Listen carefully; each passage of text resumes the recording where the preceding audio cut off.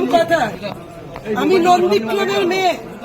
এখানে আমার শৈশব, কৈশোর, যৌবন, আমার 53 বছর বয়স। এই নন্দীগ্রামকে আমি চিনি।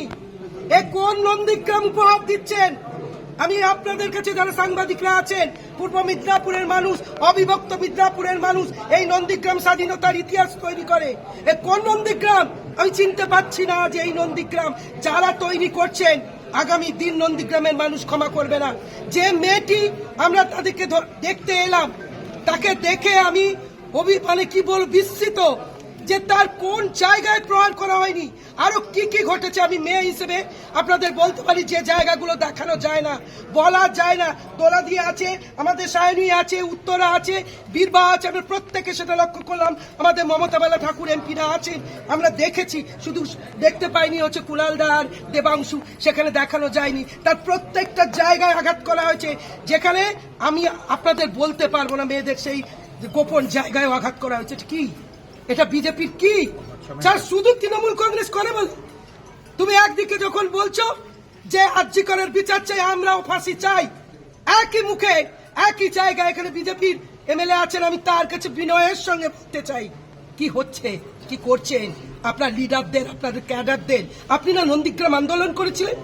আপনি না হচ্ছে এখানকার মেয়েদের উপর অত্যাচারের জন্য 6, 7, 8 সাল 9 সাল পর্যন্ত এখানে লড়াই করেছিলেন? আর আপনার ক্যাডাররা এখানে উলঙ্গ করে রাস্তায় দৌড় করাবে, তার ছোট মেয়ের শ্লীলতাহানি করবে। একটা 8-এ পড়ে মেয়ে, তার গায়ে হাত দিয়েছে, তার সব জায়গায় হাত দিয়েছে, সে কাঁদতে কাঁদতে হাওয়াউ করে কাঁদছে। তাদের প্রাণের ভয়, তার সিসি ক্যামেরা ভেঙে দেওয়া হয়েছে, তার স্বামী থাকে না, তাকে ভয় দেখানো হচ্ছে, আর অনেক কিছু প্রলোভন দেখানো হচ্ছে। থেমে যাও, আমি অনেক কিছু দেবো। তার স্বামী আমাদের সঙ্গে আছে। আমি আপনাদের কাছে চাই, এখানকার শুভবুদ্ধি সম্পন্ন মানুষের কাছে, এই নন্দীগ্রামের মেয়ে হিসেবে আপনারা এই নন্দীগ্রামের পরিচয় দেবেন না, যার ইতিহাস অনেক গর্বের ইতিহাস। নন্দীগ্রাম জাগুন, জেগে উঠুন নন্দীগ্রামের মানুষ। প্রত্যেকটা অন্যায়ের বিচার আমরা চাই। আমার নেত্রী রাজপথে হেঁটেছেন ফাঁসির জন্য। যখন মণিপুরে উলঙ্গ করে আদিবাসীদের হাঁটানো হয়, তখন এই লিডারদের দেখতে পাই না। যখন হাতরাস হয়, অভয়াকাণ্ড হয়, অন্যান্য উত্তরপ্রদেশ হয়, গুজরাট হয়, বিভিন্ন জায়গায়, তখন আমরা সেগুলো দেখতে পাই না যে এখানে নন্দীগ্রামে তিনি আন্দোলন করছেন। আমি আবারও বলছি, এই নন্দীগ্রামই রুখে দিতে পারবে নন্দীগ্রামের মানুষ। আপনারা সত্যটা সামনে আসুন। এই মেয়েটি যা মুখে বলে তা কাজে করে না, আর কাজে এই ধর্ষণ বলবো কিনা আমি জানি না। একটা মেয়ের গোপন স্থানে সেখানে হাত দেওয়া হয়, সেখানে আঘাত করা হয়, তারপর কি বলবো আমি জানি না। আমি সত্যি খুব অনুতাপের ব্যাপার যে এই নন্দীগ্রাম আমি দেখি। সেই মহিলাকে, সংশ্লিষ্ট মহিলাকে বাড়ি থেকে 100 মিটারের বেশি বিবস্ত্র অবস্থায় টানতে টানতে মারতে মারতে নিয়ে যাওয়া হয়েছে, আবার ওই অবস্থায় ফেরানো হয়েছে। তাকে যেভাবে শারীরিকভাবে, মানসিকভাবে, তার কন্যা ছিল ওইটুকু মেয়েকে যে নির্যাতন করা হয়েছে, আমরা থানা, এসপি ইত্যাদি বলবো। আমরা মাননীয় মুখ্যমন্ত্রীকে রিপোর্ট দেব। আমরা মাননীয় সর্বভারতীয় সাধারণ সম্পাদককে জানাবো। আমাদের আরো কিছু কর্মসূচি আছে, দোলা সেন বলে দিচ্ছেন। দাদা আরেকটা আপনার কাছে প্রশ্ন, একটু লজ্জা থাকলো। প্রথম কথা, আমাদের সমাজ ব্যবস্থায় আজও এত এগিয়ে থাকা সমাজ ব্যবস্থায় আজও এত যখন বিজ্ঞান প্রযুক্তির উন্নতি, এত আমরা সভ্যতার বড়াই করছি, কত আমরা চাঁদে পা দিচ্ছি আর কত কত জায়গায় এগোচ্ছি, সেই সময় আজও প্রাগৈতিহাসিক পরিস্থিতি রয়েছে মেয়েদের ওপর এইভাবে নির্যাতন হয়। এটা আমরা প্রচন্ডভাবে নিন্দা করছি, কন্ডেম করছি, ধিক্কার জানাচ্ছি। দ্বিতীয় কথা, এটা শুধু এখানে নয়, সর্বত্র আমরা মেয়েদের ওপর যে কোনো ধরনের নির্যাতন, তাকে খুন করা, তাকে অত্যাচার করা, তাকে ধর্ষণ করা, যে কোনো নির্যাতন এবং তার প্রতি অন্যায় আমরা তীব্রভাবে তার প্রতিবাদ জানাই, তাকে কন্ডেম করি, তাকে ধিক্কার জানাই। আরজি করের প্রশ্ন আপনারা তুলবেন, আমরা জানি। আরজি করের প্রশ্নে আমরা প্রথম দিন থেকে আমাদের নেত্রী, রাজ্যের মুখ্যমন্ত্রী বলেছেন এক্ষুনি তাকে বিচার দিতে হবে, ফাঁসি দিতে হবে। তিনি এক বিন্দুও কাউকে বলেছেন আমার কারুকে আড়াল করার নেই। সিবিআই চাইলে সিবিআই হোক, পরিবার যা চাইবে, ছাত্রছাত্রীরা এবং সাধারণ মানুষের যে আন্দোলন, তাকে আমাদের নেত্রী মাননীয় মুখ্যমন্ত্রী সমর্থন জানিয়েছেন।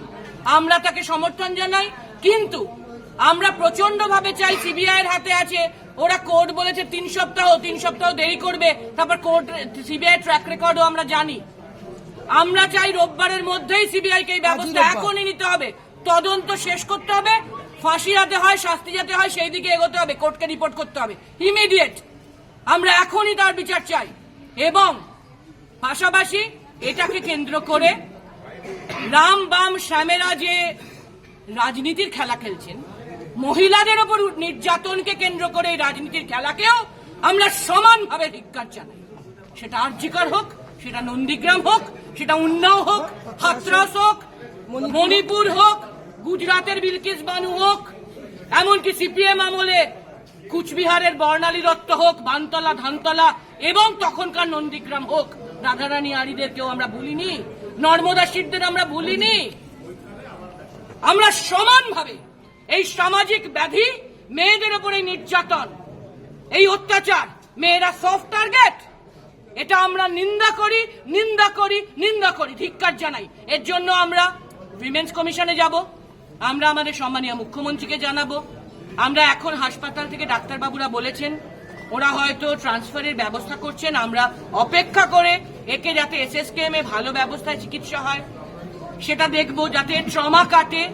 কারণ এর স্বামী এখানে আছেন, তার ছোট পুত্র, তার কন্যা এবং স্ত্রী যিনি নির্যাতিত, কন্যাটিও নির্যাতিত, এরা সবাই ট্রমাটাইজড। এরা যাতে মানসিক শান্তি, মনের জোর বা মানুষ হিসেবে বাঁচার অধিকার ফিরে পান, আমরা সেটা দেখব।